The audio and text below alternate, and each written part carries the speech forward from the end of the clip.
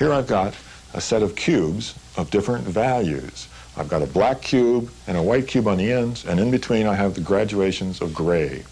Now when we talk about contrast, the greatest contrast occurs when we have a dark and a light next to each other. This greater contrast creates the illusion of something that's close to you, like the front of the cube.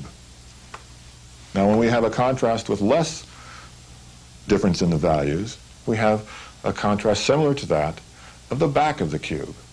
We want to work our values, whether we're working on cubes or anything else, so that the things that are furthest away from us have less contrast than those things which are closest to us. The closest things to us will have more contrast than those things which are furthest from us. So if this is correct, these two cubes should look sort of like they are further away from you than these two. Now we want to distinguish between concave and convex, and contrast is an essential element in this. Here we have a cylindrical shape, and this cylindrical shape has a shadow side. Now within this shadow there is a lighter area.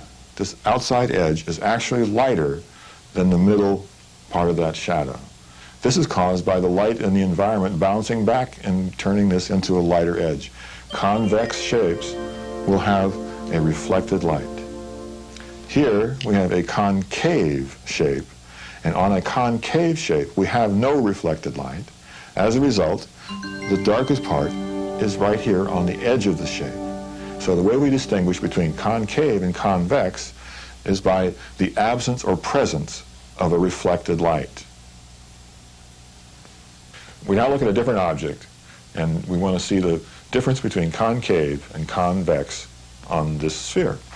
Here, the sphere has a light which is caused by the reflected light of the environment around it, causing the darkest dark on this sphere to be actually within the object. And here on this series of concave spheres, we have the darkest dark on the edge. Now in both cases, we are dealing with crescents and ovals. When an object is concave, it still has the same characteristics it would have if it were convex, in that its value shapes are the same. And here I have a few combinations of basic forms. And we've got this object, which is a combination, a sphere here, a cone here, a little cylinder here, another small cone here, and a big cylinder here, and over on the end we've got another sphere, half of a sphere. On this object we've got a sphere, half a sphere on the end, a cone here, a cylinder here, a cone here, and another big cone here. On this object we've got a torus. It looks like a sphere, but it's actually a torus. This flat part right along in here is a cube. Anything that's flat relates to a cube, so we would depict this part as though it were a cube. Inside here we have a negative cylinder. Therefore, the darkest dark is on the edge nearest the light, and we have no reflected light, so it shows that it is a negative shape. All right, now, sometimes you have shapes which are not so abstract as those shapes. You have normal shapes, and this is my favorite coffee cup, complete with paint stains and everything. The body of the coffee cup is a cylinder. You can see that. The inside of the coffee cup is a negative cylinder. Therefore, we have the darkest dark next to the edge. Out here, we have the lighter reflected light in the shadow side. So we know that this part is convex, and the inside is concave.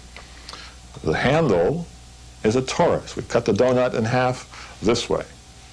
The rim is also a torus. We've cut the donut in half that way.